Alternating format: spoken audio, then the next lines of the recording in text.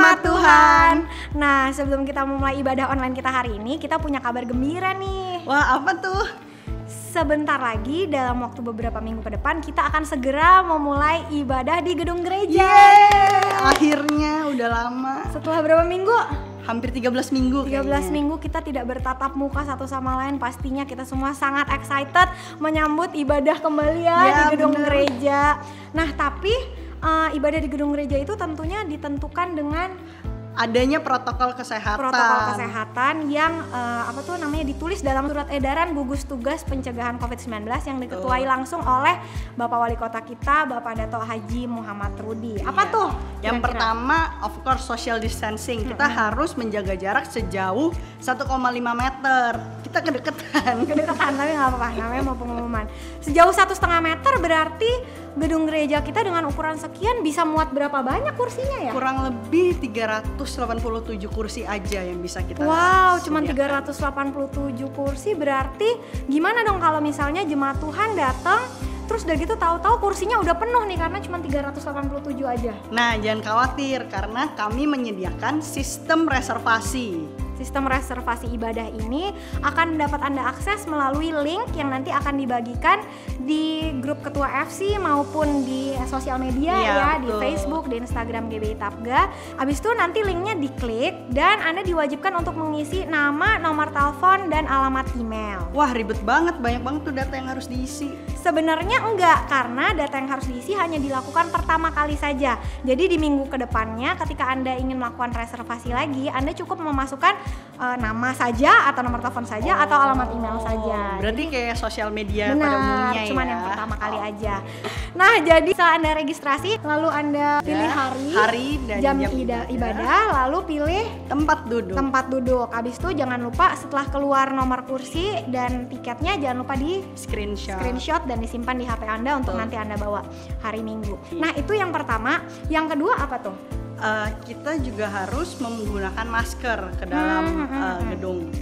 Jadi kawasan gedung gereja Tapga adalah kawasan wajib masker. Kawasan wajib masker. Kita juga mengharuskan jemaat Tuhan untuk cuci tangan. Betul, cuci tangan. Jadi nanti sebelum Anda memasuki kawasan gedung gereja akan disediakan wastafel yang banyak supaya kita semua bisa cuci tangan pakai sabun gitu, baru kita bisa masuk ke gedung gereja. Setelah cuci tangan apa lagi, Van? Kita harus pengecekan suhu yang pakai termogan ya. Oleh sebab itu kami juga mungkin kita menghimbau jemaat yang mungkin kurang enak badan, suhunya di atas 37,5, kami menghimbau jemaat Tuhan untuk tetap stay di rumah supaya sehat gitu ya, fit kembali dan tetap bisa mengikuti ibadah secara online. Betul. Nah, untuk lebih jelasnya, untuk lebih detailnya kami akan membagikan tutorial ini kepada Anda sekali lagi melalui Ketua FC atau melalui sosial media, dan Anda juga dapat melihatnya di pengumuman ibadah di minggu depan. Oke, selamat melanjutkan ibadah Anda. Tuhan Yesus memberkati.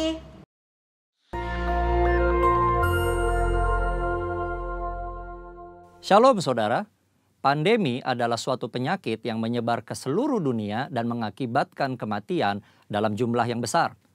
Dunia pernah menghadapi beberapa pandemi dan hari-hari ini kita sedang menghadapi pandemi COVID-19. Nah, banyak yang bertanya, apa makna pandemi ini bagi orang percaya? Untuk menjawab pertanyaan ini, mari kita melihat dua hal berikut terlebih dahulu. 1. Dosa adalah akar dari sakit penyakit. Tuhan menciptakan manusia dan menempatkannya di Taman Eden dalam kondisi yang ideal. Tidak ada kejahatan, penderitaan atau sakit penyakit. Namun kondisi yang ideal tersebut menjadi rusak ketika manusia menggunakan kehendak yang dimilikinya dengan cara yang keliru. Iblis memberikan pendapat yang salah dengan cara yang menarik, sehingga akhirnya Hawa mengambil buah pengetahuan baik dan jahat, memakannya, demikian juga diikuti oleh Adam. Akibatnya, dosa masuk ke dalam kehidupan manusia dan menurunkan kutuk, sakit penyakit, kekacauan, dan kematian kekal. 2. Anak-anak Tuhan tinggal di dalam dunia yang berdosa. Kita perlu mengetahui bahwa kita sebagai orang percaya tinggal di dalam dunia yang sudah jatuh dalam dosa. Oleh karenanya, anak-anak Tuhan sangat rentan terhadap akibat-akibat dosa. Namun buat anak-anaknya, Tuhan memberikan perlindungan yang luar biasa. Ada pagar yang mengelilingi anak-anak Tuhan yang tidak dapat ditembus oleh si jahat. Jika si jahat ingin mencobai anak-anak Tuhan, mereka memerlukan izin dari Tuhan. Dan salah satu syarat Tuhan adalah pencobaan itu tidak boleh melampaui kekuatan manusia. Kita harus ingat, diberikan izin atau tidak, itu adalah kedaulatan Tuhan. Pada hari-hari ini, iblis terus bekerja untuk meningkatkan pencobaan guna mengacaukan manusia. Sehingga manusia tidak fokus pada Tuhan dan rencananya. Melalui berbagai hal, termasuk COVID-19, iblis bekerja membuat manusia takut, kacau, dan hanya berfokus menyelamatkan diri secara fisik. Di dalam hikmat-Nya yang tinggi dan tidak terselami oleh manusia, Tuhan mengizinkan virus itu ada. Nah, berdasar dua hal tersebut, kini kita akan melihat kehidupan Ayub agar mengerti makna pandemi bagi kehidupan orang percaya. Saudara, Ayub dicatat sebagai orang yang saleh, jujur, takut akan Tuhan, dan menjauhi kejahatan. Tuhan memberkati Ayub dan segala usahanya. Ternaknya berkembang biak mencapai ribuan. Ayub diberkati dengan 7 anak laki-laki dan 3 anak perempuan. Semua berjalan dengan baik, sampai suatu hari Ayub mengalami hal yang tidak menyenangkan. Semua anaknya mati, ternaknya habis, dan tubuhnya menderita penyakit bara. Ayub begitu menderita kesakitan sampai-sampai mengutuki hari kelahirannya. Ayub tidak tahu apa yang terjadi di hadapan Tuhan. Ayub 2 ayat 1 mencatat, pada suatu hari datanglah anak-anak Allah menghadap Tuhan, dan di antara mereka datang juga iblis untuk menghadap Tuhan. Iblis datang menghadap Tuhan dan meminta untuk mencobai Ayub. Tuhan mengizinkan hal itu karena Tuhan tahu bahwa Ayub dapat mengatasinya. Tuhan mengizinkan pencobaan ini adalah untuk menguji motivasi, memurnikan, dan menghasilkan pertobatan. Pada akhirnya tujuan Tuhan tercapai ketika Ayub berkata, hanya dari orang saja aku mendengar tentang engkau, tetapi sekarang mataku sendiri memandang engkau. Oleh sebab itu, aku mencabut perkataanku dan dengan menyesal aku duduk dalam debu dan abu. Ayub bertobat dan masuk dalam suatu dimensi rohani yang baru dalam hidupnya. Saudara, dari mempelajari apa yang dihadapi Ayub, maka ada 3 hal yang Tuhan kehendaki dari penyakit atau pandemi yang menimpa kita orang percaya. Yaitu, 1. Tuhan menghendaki kita orang percaya memiliki motivasi yang benar dalam mengiring dan melayani Tuhan. 2. Tuhan menghendaki kita orang percaya menjadi orang-orang yang murni. Jika diibaratkan emas, Tuhan tidak menghendaki emas 23 karat. Tuhan mau emas 24 karat. 3. Tuhan menghendaki kita bertobat, berbalik dari jalan-jalan yang jahat, dan bergantung hanya kepada Tuhan. Kesimpulannya, Tuhan yang kita sembah dan layani adalah penguasa yang maha tinggi. Tuhan yang berkuasa atas segala sesuatu. Tuhan memiliki banyak cara untuk membawa umatnya hidup dalam persekutuan yang indah. Pencobaan yang diizinkan oleh Tuhan ada dalam pertimbangan hikmat Tuhan yang sungguh alangkah dalamnya. Tuhan pasti akan memberikan jalan keluar dari pencobaan tersebut. Dan pada akhirnya kita semua masuk ke dalam dimensi yang baru. Tuhan Yesus memberkati. Amin. Shalom keluargaku, senang sekali kita masih bisa bertemu dalam ibadah online kita pada hari Minggu ini. Boleh berikan senyum ke kanan kiri Anda kalau Anda di rumah bersama keluarga. Atau kalau yang sendiri jangan sedih karena Tuhan saat ini sedang tersenyum melihat Anda yang tekun beribadah online dari minggu ke minggu. Haleluya, mari sebelum kita memulai ibadah kita hari ini, mari kita sama-sama tundukkan kepala, kita berdoa. Terima kasih Tuhan, kami bersyukur Engkau Allah yang baik buat setiap kami, sebab kami boleh merasakan kasih setia-Mu di dalam hidup setiap kami Tuhan. Penyertaan-Mu, kalau boleh sampai hari Minggu ini lagi Tuhan, minggu kedua di bulan Juni ini Engkau masih memberkati kami dengan kesehatan, kami masih boleh bangun Tuhan di hari ini dengan tubuh yang sehat, dengan tidak kekurangan suatu apapun. Kami bersyukur Tuhan, Engkau baik buat setiap kami. Walaupun terkadang kami lupa untuk bersyukur sama Tuhan, tapi kami mengucap syukur bahwa Engkau tetap selalu memberkati kami Tuhan. Terima kasih Bapa, biarlah setiap kami hari ini ketika kami tune in di ibadah online pada hari ini Tuhan Yesus, kami boleh merasakan hadirat Tuhan, kami boleh merasakan kuasa Tuhan, kami boleh merasakan pemulihan, kami boleh merasakan kelepasan ada di rumah-rumah setiap kami Tuhan. Terima kasih Bapa, kami datang kepadamu Tuhan dengan hati penuh ucapan syukur. Mari jemaat Tuhan, come on my family, buka tanganmu, mari sembah Tuhan hari ini.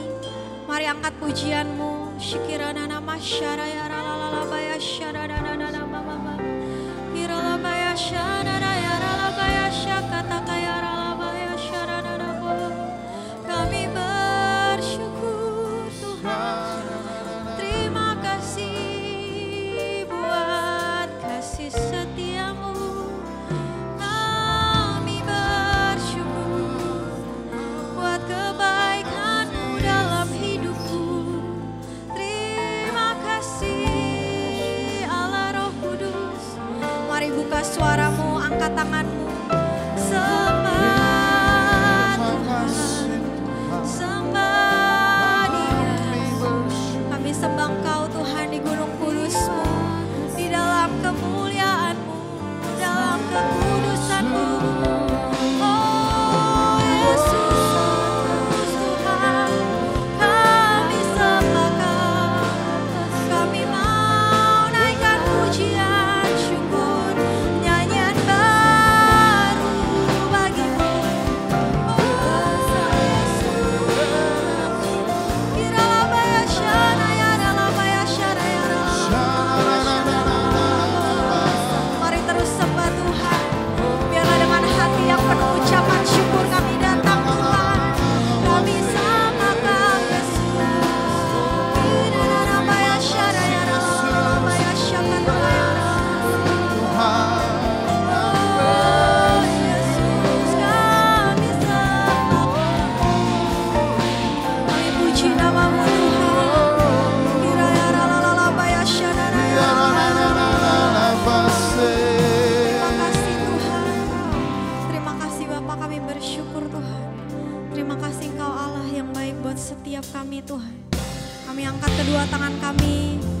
Kami mau masuk lebih dalam lagi di dalam hadirat Tuhan. Kami percaya dengan hati yang penuh ucapan syukur Engkau sedang melenyapkan setiap kegentaran kami, setiap ketakutan kami Tuhan Yesus, setiap masalah yang mungkin saat ini sedang kami alami di dalam hidup kami. Tapi kami percaya di dalam hadirat Tuhan, everything will be fade away. Semuanya akan sirna di dalam hadirat Tuhan. Terima kasih Bapak, terima kasih Yesus, kami percaya Tuhan. Mari sama-sama sembah Tuhan, angkat suaramu. Oh Yesus, kami sembah Kau Tuhan. Syakaraya ralaya ralaya ralala. Mari buka mulutmu, sembah Dia. Banyak yang Kau perbuat di dalam hidupku.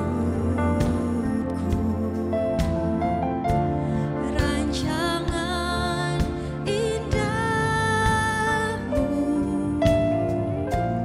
terjadi di hidupku. Kau selalu mengerti apa yang mengerti segala yang ku perlu. Kasih-Mu sempurna, nyata dalam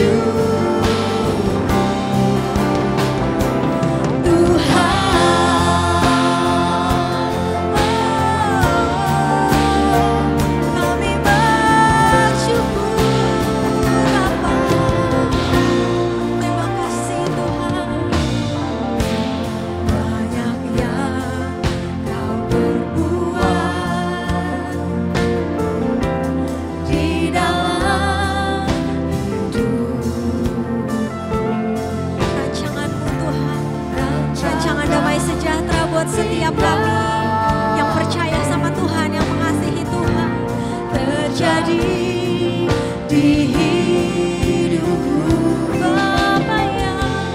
Bapa yang mengerti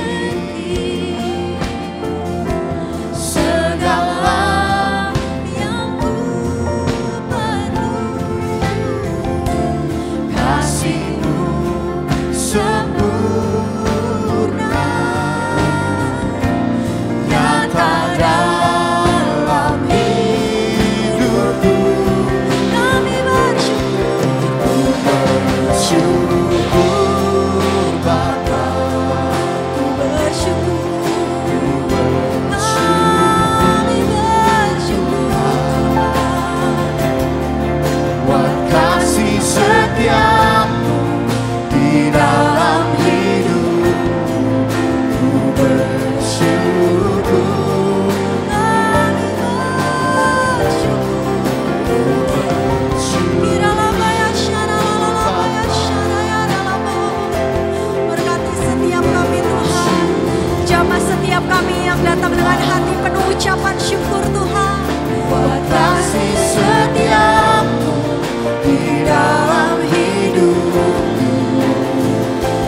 Ku bersyukur, Sekali lagi ku bersyukur, ku bersyukur Bapa, kami bersyukur, kami bersyukur Tuhan.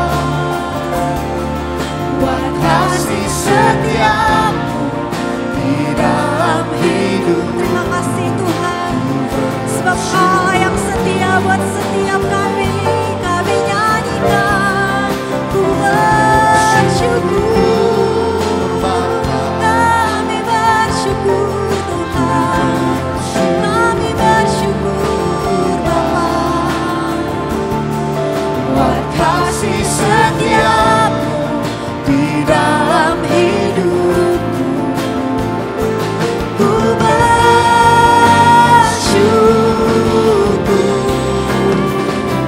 Tuhan. Mari sembah Dia. Shikiralabaya syarayaralalalaba. Kami datang dengan penuh ucapan syukur Tuhan, dengan hati yang bersyukur Tuhan. Kami mau sembah Engkau. Shikiralalalabaya syarayaralalalaba. Yesus, kami sembah Engkau, sebab Engkau setia Tuhan buat setiap kami. Apapun yang kami alami dalam hidup kami percaya, kami berpegang teguh pada janji-Mu Tuhan, pada kasih setiamu buat setiap kami Tuhan, bahwa Engkau akan senantiasa menyertai setiap kami. Shikiralabaya syarayaralalalala.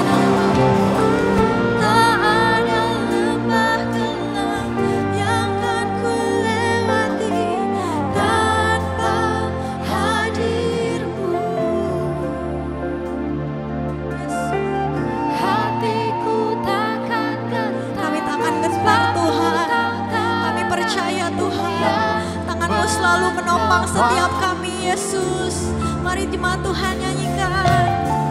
Tak ada lembah gelap yang kami percaya Tuhan.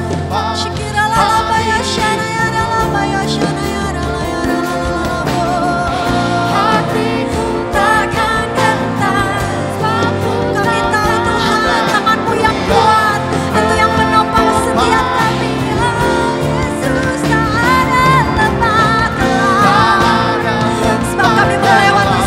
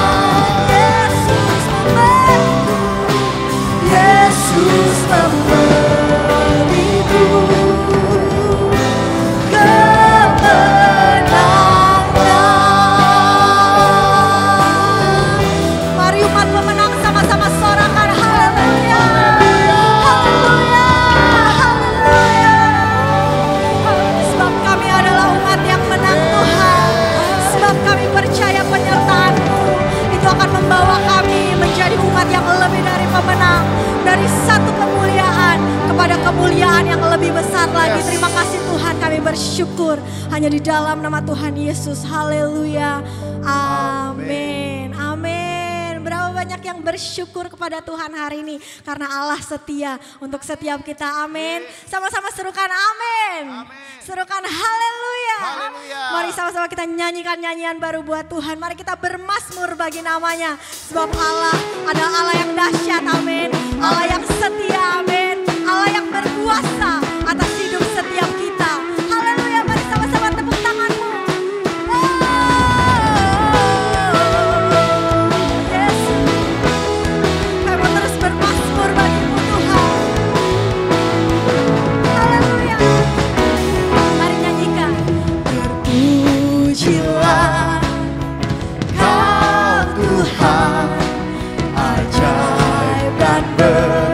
Kuasa Seluruh bumi bersujud sembah Kau Raja. Puji Dia, terpujilah Kau Yesus. Kau Yesus, perbuatanmu dahsyat.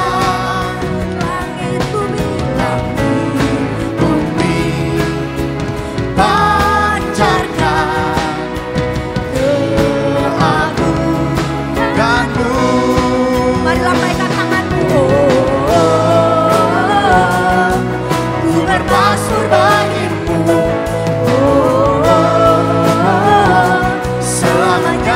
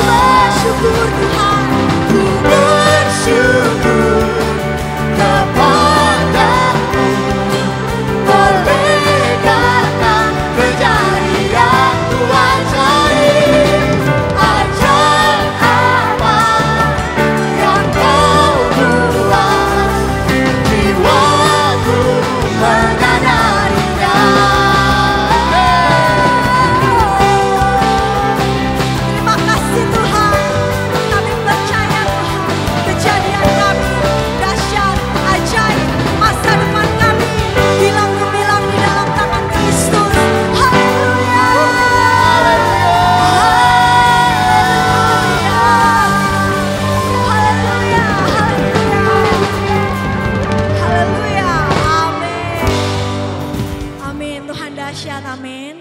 Katakan sama-sama saya, Tuhan dahsyat di tengah kita. Tuhan dahsyat di tengah kita, amin. Mari sama-sama siapkan hati saudara. Mari siapkan hati kita semuanya. Kita mau mendengarkan firman Tuhan. Mari sama-sama tundukkan kepala. Terima kasih Tuhan. Urapi setiap kami Tuhan, urapi setiap firman Tuhan yang akan kami dengarkan Tuhan. Dan kami percaya Tuhan, di saat kami membuka hati kami, di saat kami memusatkan fokus kami untuk mendengarkan firman Tuhan yang akan dibagikan hari ini, Tuhan kami percaya Engkau akan berbicara kepada setiap kami secara personal Tuhan Yesus. Oleh sebab itu Tuhan, dalam penyembahan ini Tuhan Yesus, kami mau buka hati kami lebih lagi Tuhan. Kami mau gemburkan hati kami Tuhan, supaya bisa ditaburkan benih firman Tuhan. Dan benih firman Tuhan yang ditaburkan akan tumbuh subur di dalam hati kami, sehingga kami boleh menjadi pelaku firman. Dan buah dari firman Tuhan itu boleh dirasakan banyak orang. Terima kasih Bapak, terima kasih Tuhan. Terima kasih Yesus. Mari sama-sama angkat tanganmu. Yesus, Kau kebenaran yang menyelamatkanku. Kau memberikanku hidup dan pengharapan. Kami berharap padamu Tuhan. Ku ikut kehendak-Mu. Ku perlu anugerah-Mu. Ku nyatakan janjiku kepadamu. Mari angkat tanganmu, nyanyikan lagu ini. Kalau ku hidup bagimu, hatiku. Kami hidup bagimu Tuhan. Kami hidup bagi kebenaran firman Tuhan. Urapi setiap kami. Dunia tak bisa menjauhkanku dari kasih-Mu. Selama ku hidup Tuhan, selama ku hidup bagimu, mataku tetap memandang-Mu. Kau mau terus pandang Kau Tuhan. Dunia tak bisa menjauhkanku dari kasih-Mu. Terima kasih Yesus. Mari jemaat Tuhan angkat pujian ini.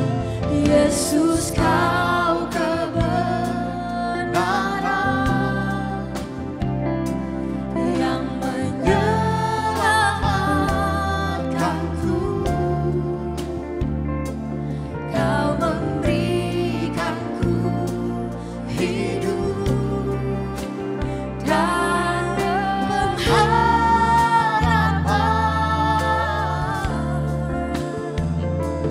Ku ikut kehendak-Mu.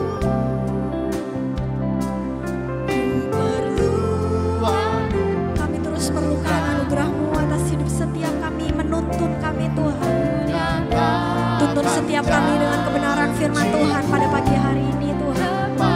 Terima kasih Yesus. Kami sembah Engkau Roh Kudus. Ini janji kami Tuhan. Kalau ku hidup bagimu, hatiku tetap biar hati kami terus berpegang teguh. Hati kami terus termau Tuhan dengan hati-Mu Tuhan. Dari kasih-Mu selama ku hidup Tuhan. Selama ku hidup bagimu,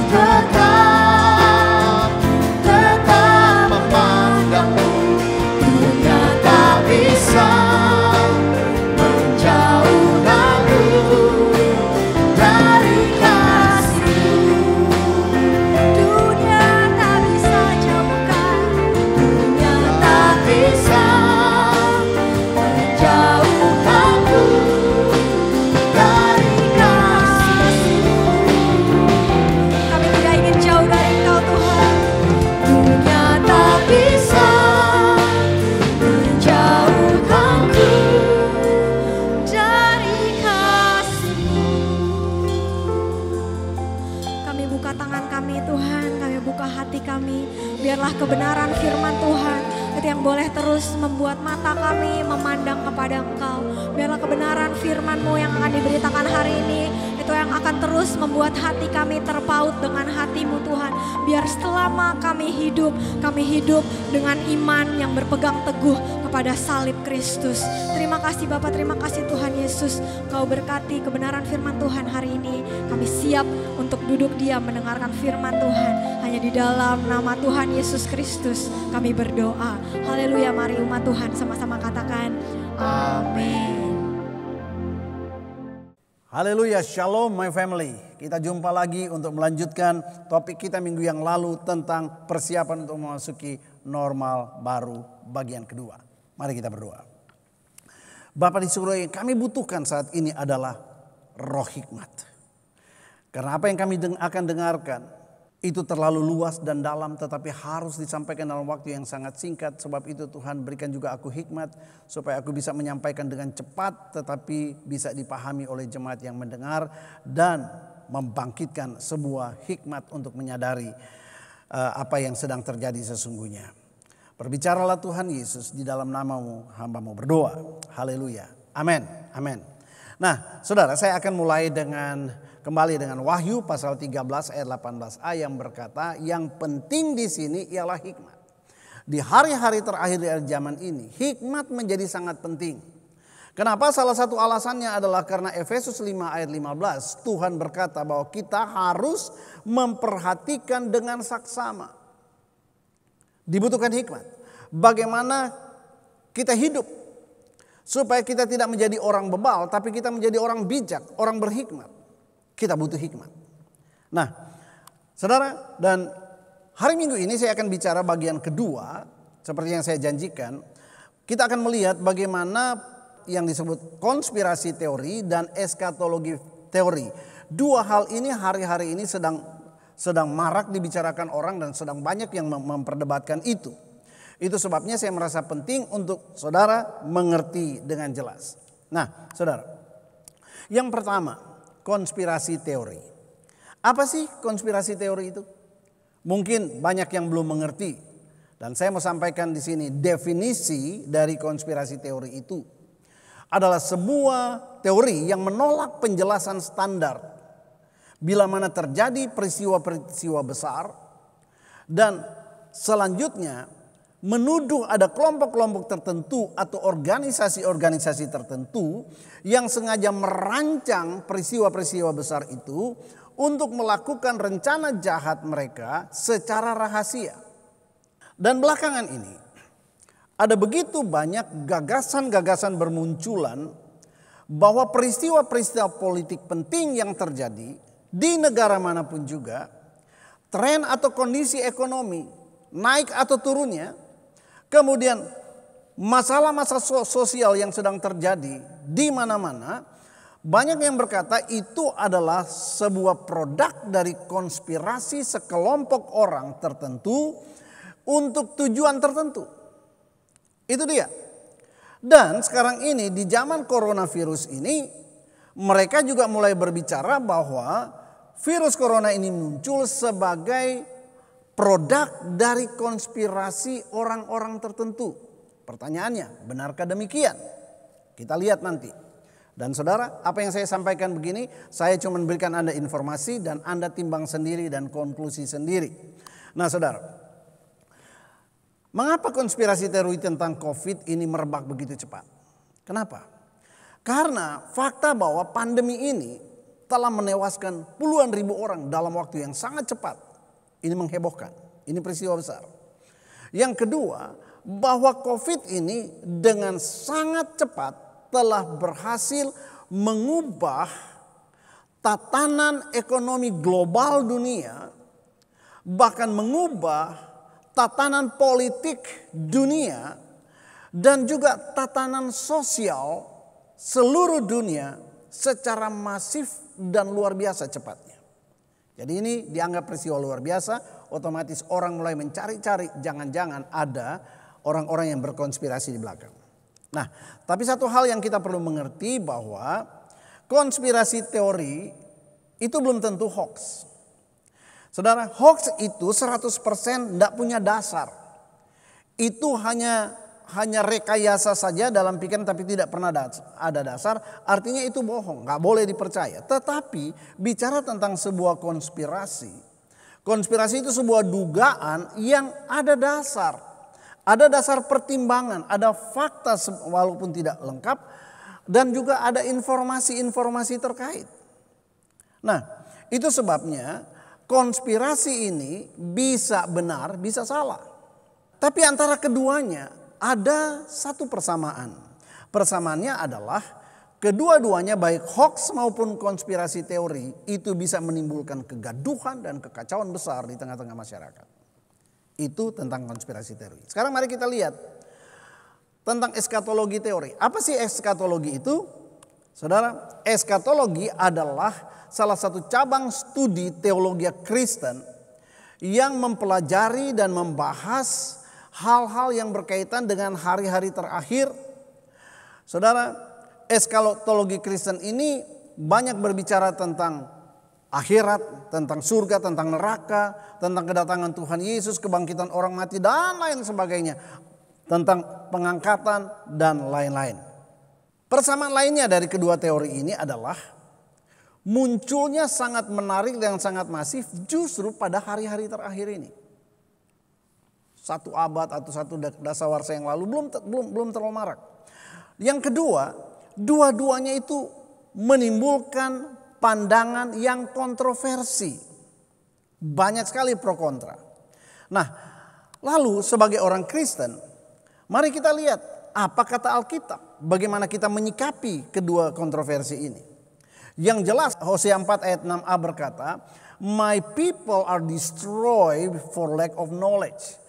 Umatku itu hancur karena kurang pengetahuan. Itu sebabnya saudara, jangan tutup mata, jangan cepat menyimpulkan. Tapi di tengah-tengah akhir zaman ini, apa yang kita dengar, apa yang sedang berkembang, peristiwa-peristiwa besar terutama ya, kita harus pelajari. Kita harus lihat, kita harus renungkan sama-sama. Nah saudara, itu sebabnya yang penting di sini adalah hikmat. Sebab kalau tidak, saudara, putih bisa kita lihat hitam, hitam kita bisa lihat putih dan sebagainya. Oke, saya lanjutkan. Mari, ada 3 langkah orang berhikmat untuk melihat, menilai zaman ini. Saudara, yang pertama, apapun yang beredar itu sisihkan waktu untuk dengar. Dengar informasi-informasi penting, lihat, ya, dengar dulu, jangan langsung ditolak mentah-mentah. Ah, saya nggak mau, itu bohong. Jangan. Saudara, dan setelah kita dengar, jangan cepat-cepat simpulkan. Jangan dipengaruhi apa kata orang atau apa kata tulisan. Tapi pelajari dan pertimbangkan dengan saksama. Minta roh penimbang daripada Tuhan. Dan saudara, jangan lupa, doakan sebelum putuskan. Ini benar gak ya Tuhan ya, saya bisa percaya apa enggak. Saya bisa viralkan atau tidak. Kita harus berdoa. Dan setelah berdoa, barulah kita simpulkan. Dan kesimpulan kita harus ada 2, akan ada 2, sependapat dengan yang kita dengar itu atau tidak sependapat. Gitu ya. Nah, saudara. Sekarang saya mau bicara tentang COVID. Ini yang sedang banyak berkembang. COVID itu benar gak sih hanya sebuah konspirasi atau hasil dari sebuah konspirasi jahat? Benar gak? Nah, ada banyak sekali tulisan-tulisan tentang ini, tapi saya mau angkat saja ingin berbagi dengan saudara apa yang saya pelajari, yang saya gali tentang teori ini.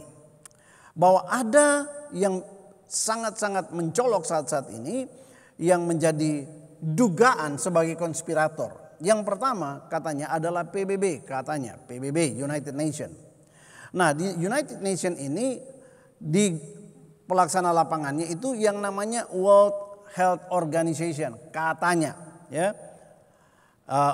Ini bidang kesehatan di bawah PBB.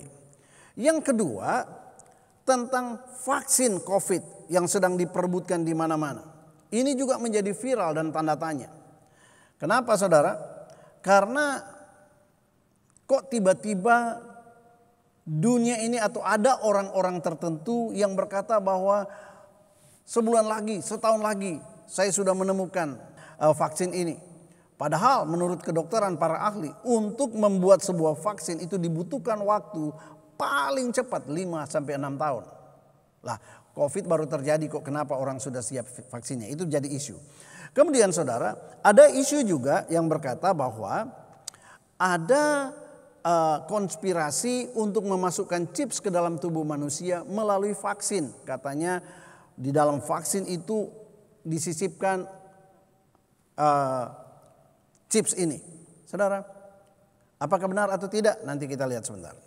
Dan kemudian saudara, ada orang-orang tertentu atau badan-badan tertentu yang hari-hari ini marak disoroti menjadi terduga konspiratornya. Siapa mereka? Saudara, yang pertama ada yang namanya Rockefeller. Kedua ada yang namanya Rothschild. Siapa mereka? Kemudian yang ketiga ada yang namanya Bill Gates. Oke? Nah, mari kita langsung ya. Saudara, kita lihat dulu latar belakang.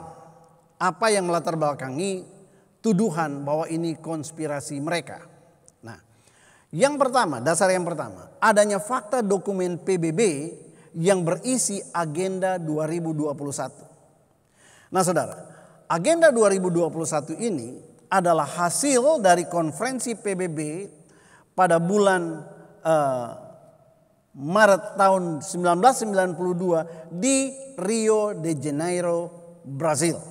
Saudara, dan agenda ini sempat pada waktu itu jadi perdebatan, tetapi kemudian tiba-tiba menghilang. Nah, konon katanya itu sengaja oleh para penguasa media, televisi, radio dan sebagainya, itu sengaja menutupnya supaya tidak banyak orang yang tahu. Kenapa? Karena di dalam agenda itu berisi salah satu program utama dari PBB adalah program depopulasi. Depopulasi artinya menurunkan atau mengurangkan jumlah penduduk dunia ini.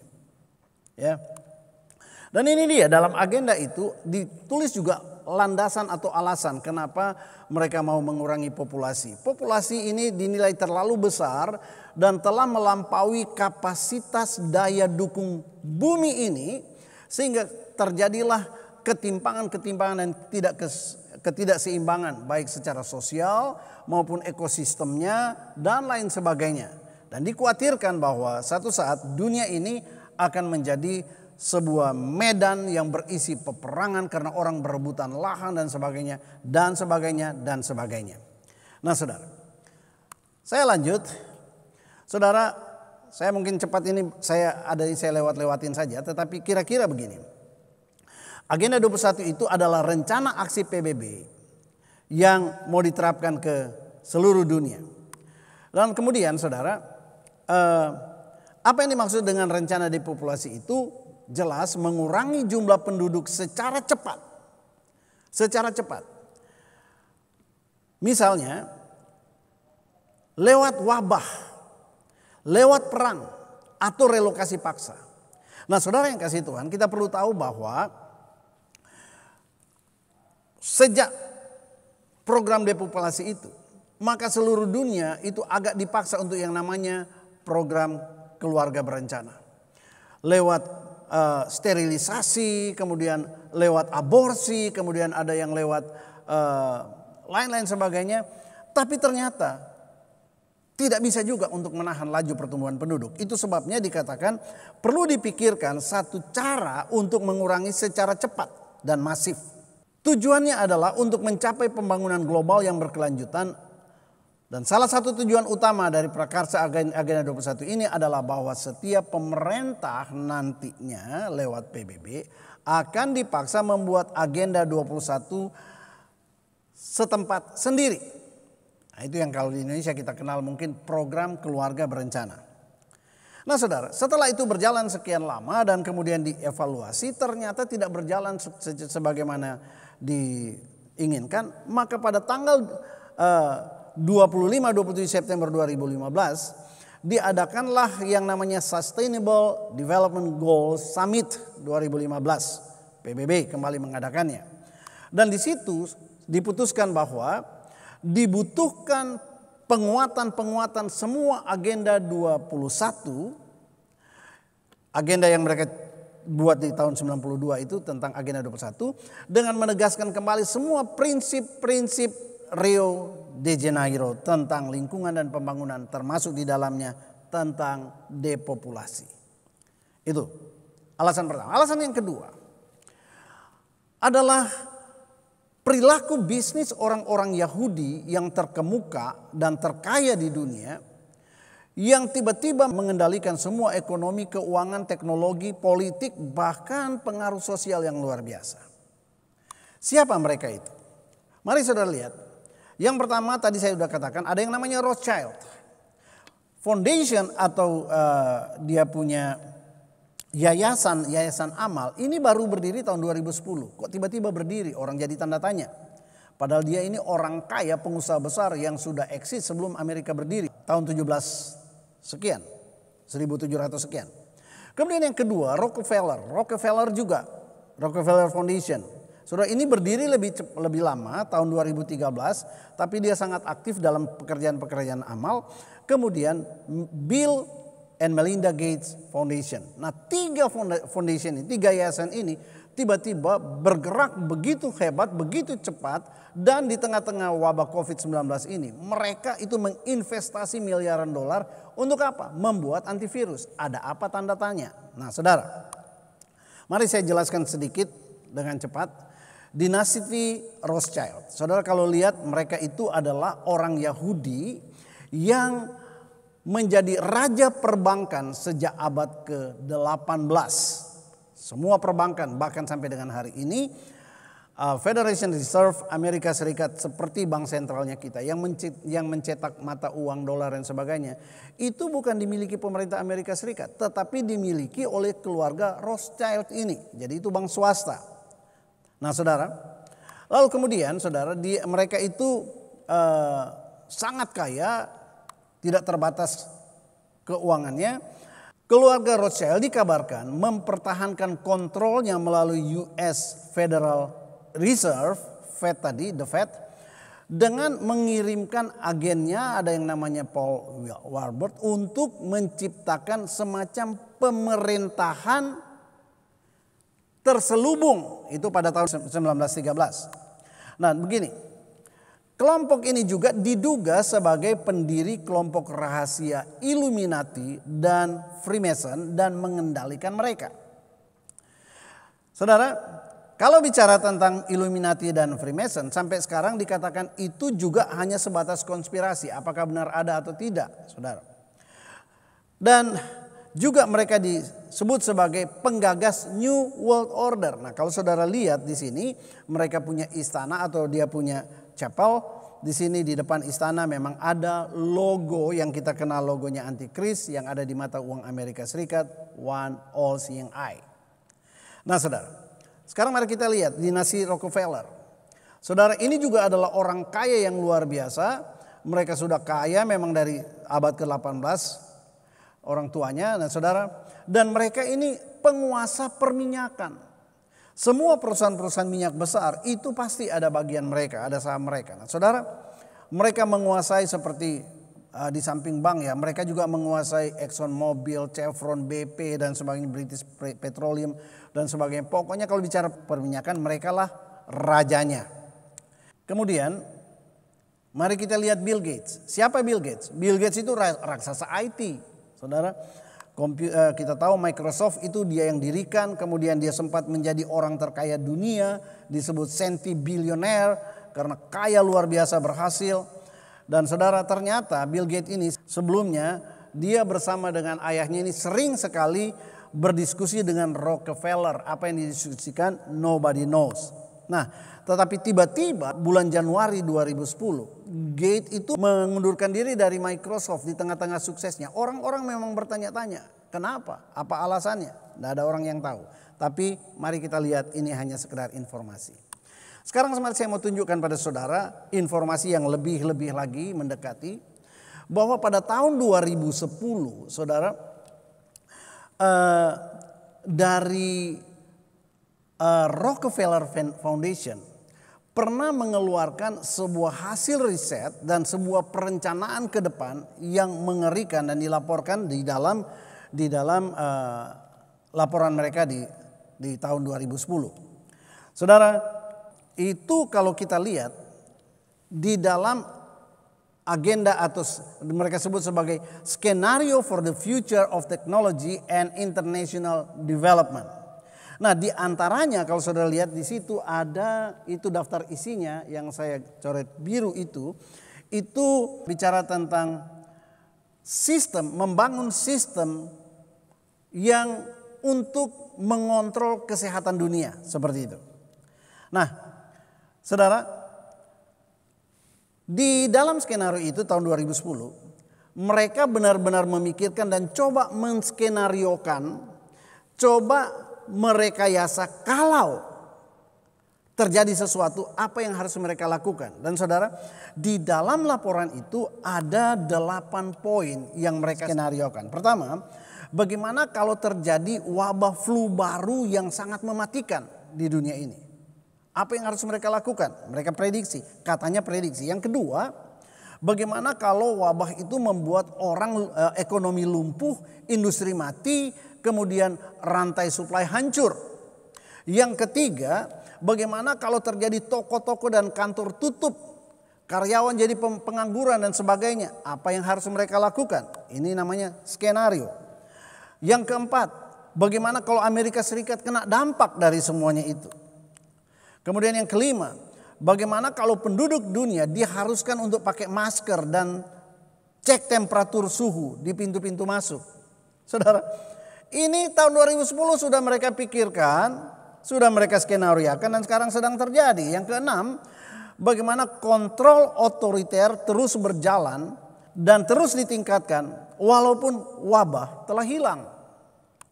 Nah, yang ketujuh, bagaimana kalau rakyat dunia seperti tawanan dalam penjara dan lama-lama mereka bakal pasrah dan menyerah.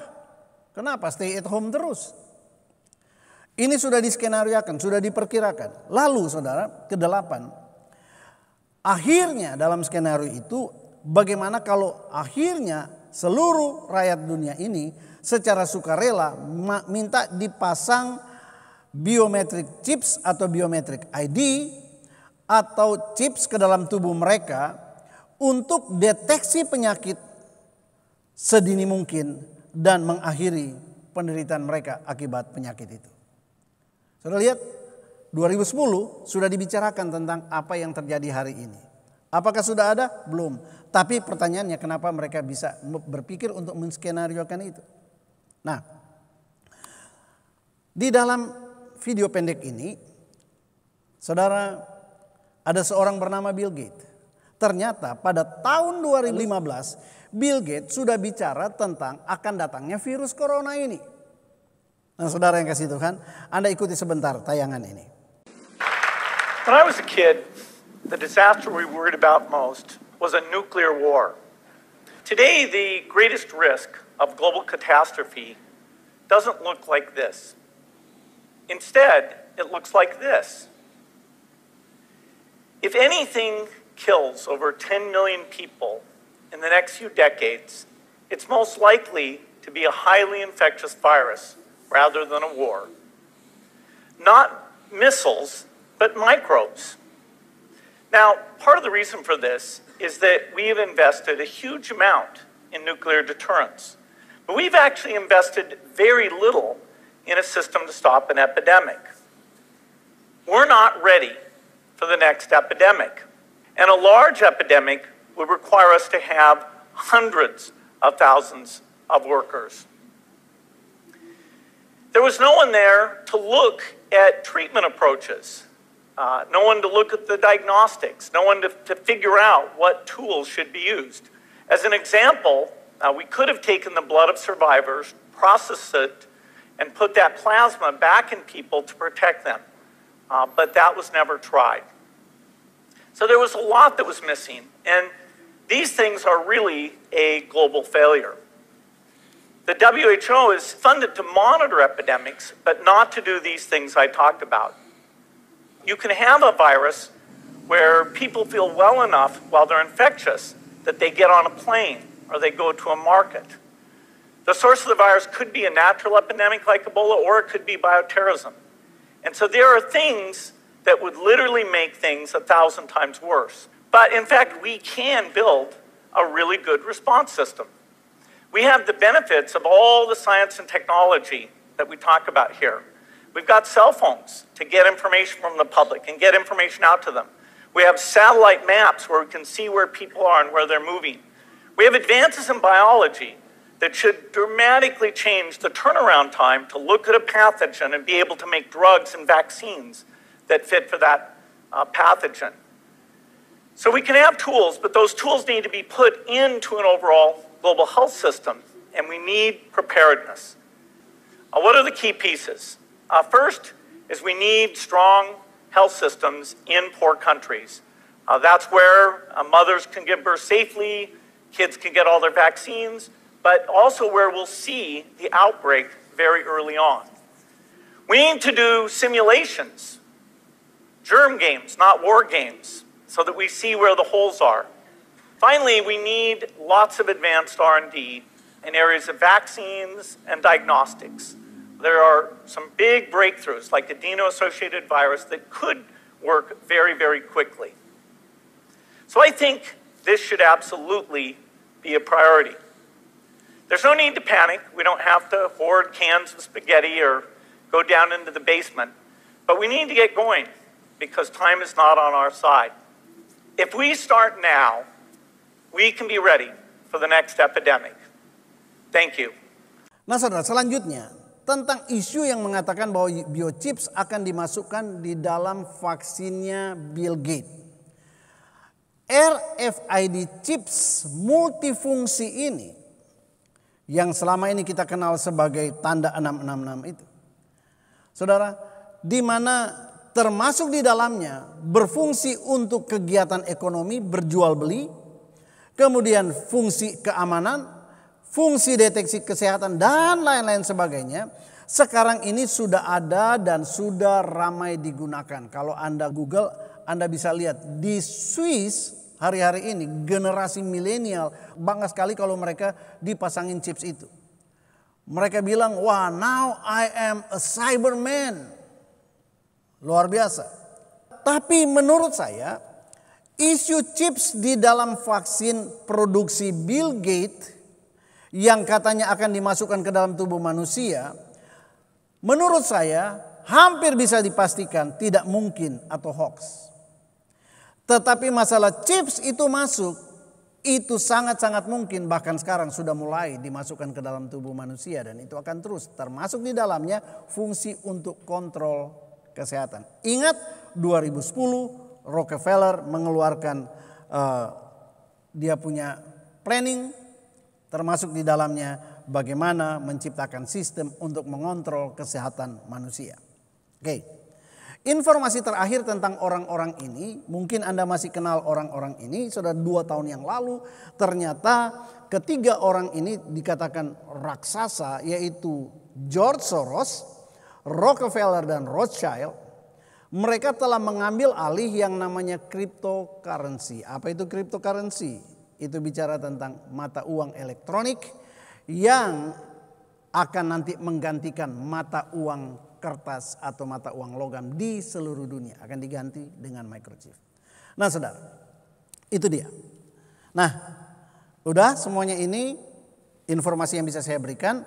Dan dalam waktu yang sisa ini, saya mau kita melihat bagaimana sudut pandang eskatologi teori. Saudara, apa kata Alkitab tentang New World Order, satu pemerintahan dunia, satu tatanan dunia baru? Saudara, Alkitab dengan jelas menjelaskan bahwa di dalam masa sengsara antikris itu akhir zaman, dalam Daniel pasal 9, dunia ini akan dipimpin oleh seorang super diktator yang antikris. Dikatakan seorang raja, seorang penguasa. Alkitab sudah bilang akan ada seorang penguasa. Dari mana, siapa dia? Kita nanti saja. Tapi yang jelas kalau Alkitab bilang akan ada, pasti akan ada. Nah saudara, apa kata Alkitab tentang antikris? Dengarkan ini baik-baik. Dalam 1 Yohanes 2 ayat 18-20 dikatakan, anak-anakku, waktu ini adalah waktu yang terakhir. Dan seperti yang telah kamu dengar, seorang antikris akan datang. Siapa dia itu? Mereka itu, antikris itu berasal dari antara kita. Bukan dari bangsa lain. Tapi dari antara kita. Ingat Alkitab ini ditulis, perkataan ini ditujukan kepada orang-orang Yahudi pada waktu itu. Yohanes berkata, mereka itu, antikris itu akan berasal dari tengah-tengah orang Yahudi. Tetapi kamu telah beroleh pengurapan dari Yang Kudus, dan dengan demikian kamu semua mengetahuinya. Saya simpulkan begini, menurut ayat ini, pasti di akhir zaman akan muncul antikris. Kemudian yang kedua, mereka itu orang Yahudi, berasal dari orang Yahudi. Saudara ingat orang-orang tadi yang saya sebutkan yang menjadi dugaan konspirator, semua orang Yahudi. Yang ketiga, dibutuhkan pengurapan yang khusus untuk bisa mengenali mereka. Kalau tidak, saudara, maka kita sangat mudah, saya percaya ini pengurapan hikmat, kalau tidak kita dengan sangat mudah menganggap itu sepele. Saudara, saya mau cerita sedikit, saudara. Saya lihat di YouTube lagi. Ada seorang bernama Pat Robertson. Dia adalah pendiri CBN. Saudara, dia pernah diwawancarai di CBN, ditanyakan tentang benar nggak sih menurut Anda chips itu ada kaitannya dengan antikris atau mark of the beast, tanda dari antikris itu. Dia ini, Pat Robertson ini adalah seorang pengkhotbah televisi yang terkenal di Amerika Serikat. Dan dia bikin statement begini.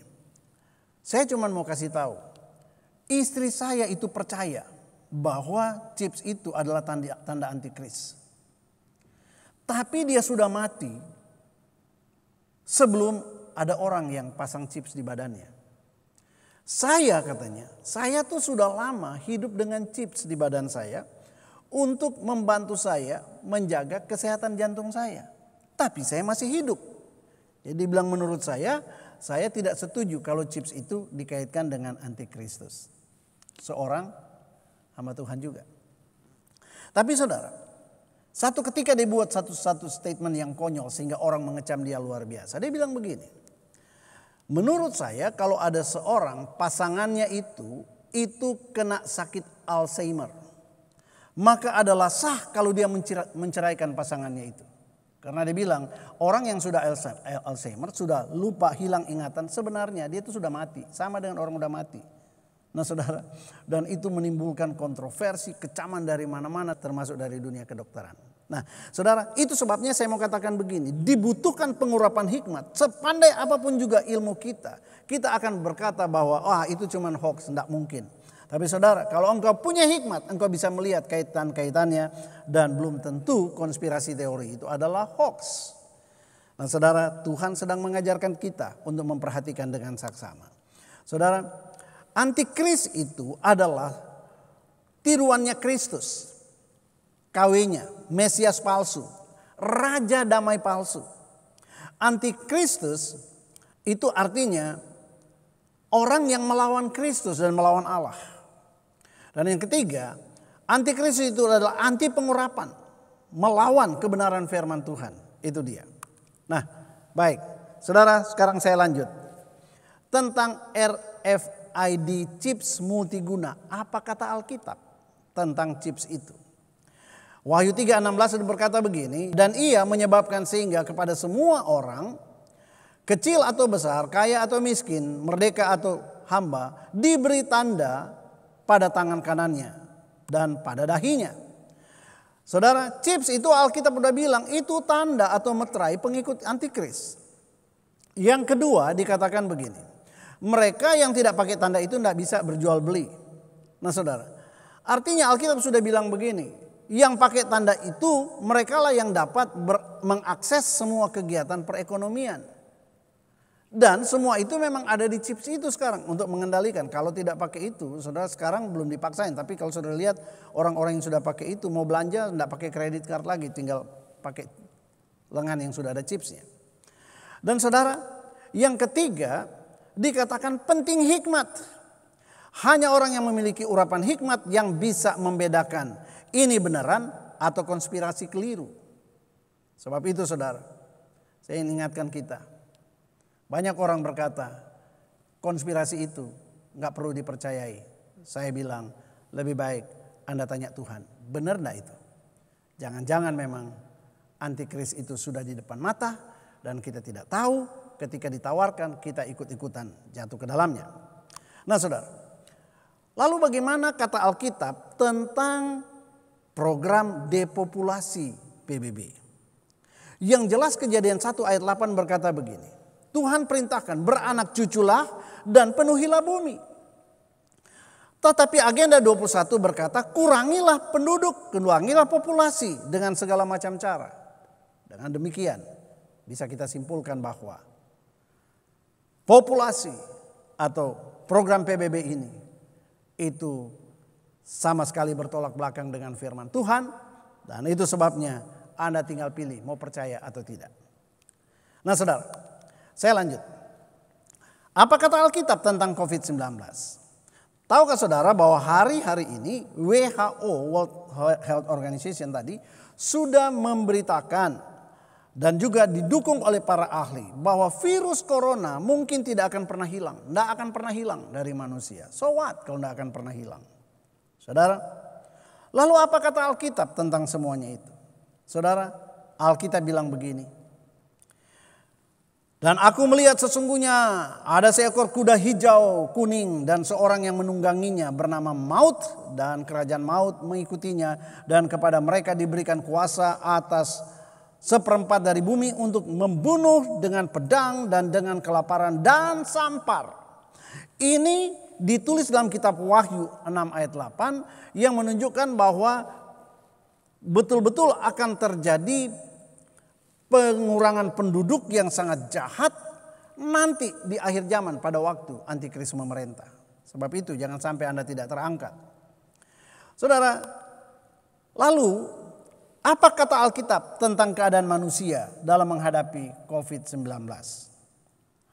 Alkitab berkata akan ada tanda-tanda pada matahari dan bulan dan bintang-bintang dan di bumi, dan bangsa-bangsa akan takut dan bingung menghadapi deru dan gelora laut. Alkitab bilang, dan bukankah hari ini semua manusia di muka bumi ini dihantui, dikejar-kejar rasa takut dengan COVID-19? So, saudara, sebagai konklusi atau kesimpulan, saya minta maaf ya, ini pelajaran yang panjang sekali, saya mesti pack jadi kecil, saya bicara cepat-cepat. Nah, saudara, tapi saya rasa Anda perlu tahu ini. Nah, konklusinya, ini saatnya kita sikapi semua informasi dengan hikmat, dengan bijaksana. Bahwa apapun orang berkata bahwa itu hanya virus biasa, tapi sebagai orang percaya pahamilah bahwa ini sebuah wake up call. Wake up call. Kenapa? Anda setuju atau tidak setuju, kita sudah berada di hari-hari terakhir yang ditandai dengan datangnya masa yang sukar. 2 Timotius 3 ayat 12. Kemudian saudara, tanda bahwa kita memang betul-betul sudah ada di hari-hari terakhir, itu ditandai dengan pencurahan Roh Kudus besar-besaran yang memberi tanda atau meterai kepada setiap umat Tuhan untuk dapat tetap bertahan menghadapi kegoncangan-kegoncangan di akhir zaman yang akan terjadi. Itu dia. Nah saudara, yang kedua, jangan cepat simpulkan semua teori konspirasi sebagai tidak bisa diterima. Hanya kalau teori itu bertentangan dengan Alkitab, artinya Alkitab tidak tulis begitu tapi mereka bilang begitu, itu baru bisa kita tolak. Ya. Kemudian di dalam Lukas 21 dikatakan begini ayat 36. Sebuah wake up call supaya kita berjaga-jaga, berdoa, minta kekuatan supaya kita luput dari semuanya itu. Sampai kita nanti berhadapan muka dengan Tuhan Yesus pada waktu pengangkatan terjadi. Wake up call. Dari sisi eskatologi, mari kita kaitkan ini semuanya dengan hari terakhir itu. Yang keempat, jangan santai. Seperti 5 anak gadis yang bodoh yang diceritakan dalam Alkitab. Santai. Saudara, tiba-tiba mempelai itu datang dan mereka tertinggal. Dan yang kelima, sekalipun itu menakutkan banyak orang, jangan takut. Jadilah bijak, tetaplah percaya bahwa Tuhan ada di atas segala-galanya. Haleluya. Nah saudara, jadi bukan soal benar tidaknya isu konspirasi COVID yang beredar. Tapi saya mau ajak Anda renungkan dan pertimbangkan baik-baik. 2 pertanyaan ini. Yang pertama, apa ruginya? Tergantung dia, oh itu tanda Tuhan mau datang, oh bukan itu. Nah saudara, tapi apa ruginya sih? Kalau mulai hari ini Anda mempersiapkan diri, berubah, yang lama biarkan berlalu, yang baru datang dalam hidup saudara. Berubahlah menurut pembaharuan budimu. Yang masih suka main-main dengan dosa, ambil keputusan berhenti dengan dosa. Hidup benar, hidup kudus. Jangan cuma berpikir itu cuma konspirasi. Bagaimana kalau benar dan Tuhan Yesus datang, Anda masih sedang hidup dalam dosa? Saudara, apa ruginya sih kalau kita hidup sungguh-sungguh, kita hidup jujur dengan Tuhan?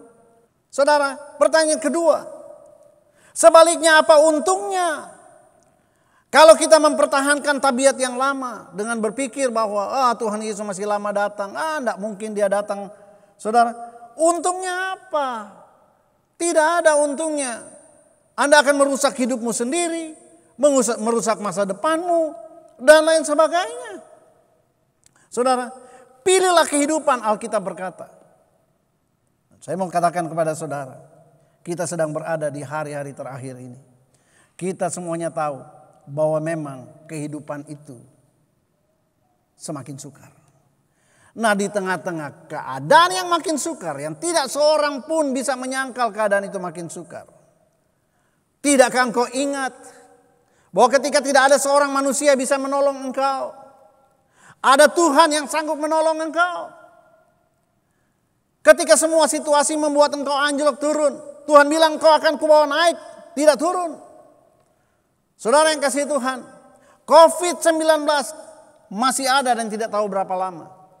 Dan saya sangat percaya Tuhan izinkan itu untuk menjadi warning buat kita. Kalau bukan Tuhan yang melindungi kita, siapapun juga, Anda sudah mengikuti protokol kesehatan, punya potensi untuk kena. Karena COVID Anda tidak lihat. Anda butuh Tuhan. Anda butuh perlindungan Roh Kudus. Maka tidak ada ruginya kalau engkau sungguh-sungguh dekat sama Tuhan di hari-hari ini. Berserah penuh kepada Tuhan. Mengandalkan Tuhan. Saudara, kalau engkau sudah lakukan itu, kalaupun kita berdoa supaya tidak, kalaupun Tuhan izinkan kena COVID dan katakanlah meninggal. Maka kalau engkau sudah hidup benar, engkau tidak perlu takut berhadapan dengan Kristus. Engkau sudah pasti akan peroleh hidup yang kekal di sorga bersama dengan Dia. Tapi apa jadinya kalau engkau masih menganggap itu masih lama karena kata orang, wah itu cuman bukan tanda akhir zaman dan sebagainya. Apa jadinya kalau tiba-tiba engkau masih bermain-main menikmati dosa dan tiba-tiba hari Tuhan jatuh atasmu? COVID ada di mana-mana mengingatkan kita bahwa setiap orang punya potensi kena COVID. Kalau bukan Tuhan yang melindungi, saudara. Dan kalau engkau sungguh-sungguh dengan Tuhan, katakanlah Anda teledor lalu kemudian kena. Apakah Tuhan tidak bisa sembuhkan? Sebab itu saudara, saya tutup dengan ini. Bukan hanya jangan takut.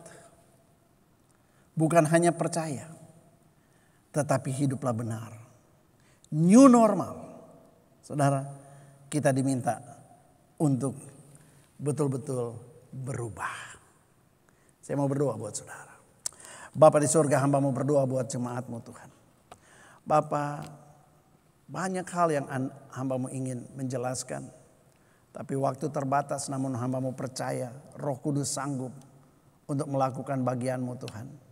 Satu hal hamba-Mu minta, sadarkan kami untuk berjaga-jaga senantiasa. Sadarkan kami bahwa kami sungguh sudah ada di akhir zaman. Hanya masalah waktu Tuhan akan datang kembali. Hanya masalah waktu rapture akan terjadi. Biarlah kami Tuhan tidak bermain-main dengan waktu yang Tuhan masih percayakan kepada kami.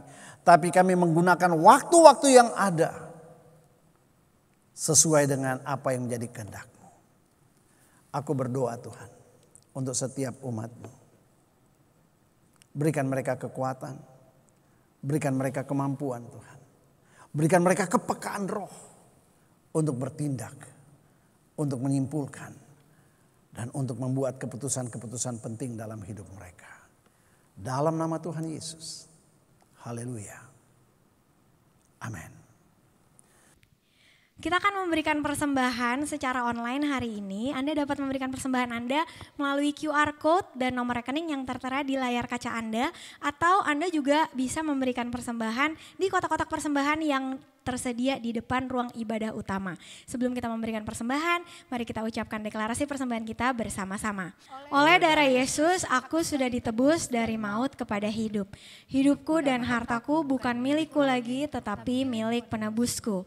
Hari ini aku akan memuliakan Tuhan dengan hartaku yang terbaik, dan aku percaya sesuai firman-Nya di Amsal 3 ayat 9-10, lumbung-lumbungku akan diisi penuh melimpah di dalam nama Tuhan Yesus. Katakan amin. Selamat memberikan persembahan, Tuhan Yesus memberkati.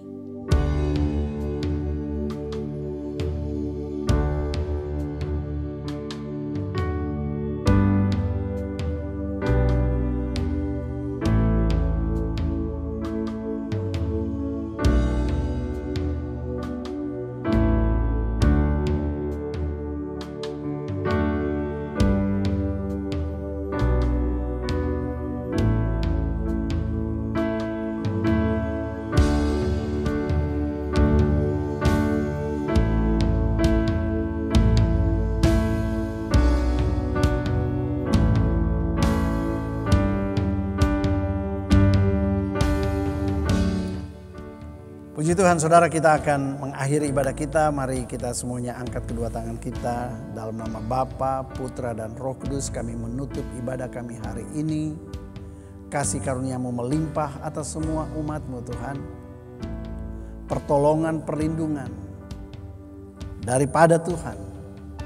Hikmat Roh Kudus turun kepada setiap umat-Mu ya Bapa. Dan Mazmur 91. Mazmur 91. Biarlah menjadi bagian semua kami umat-Mu Tuhan. Terpujilah nama-Mu dalam nama Tuhan Yesus. Haleluya. Amin.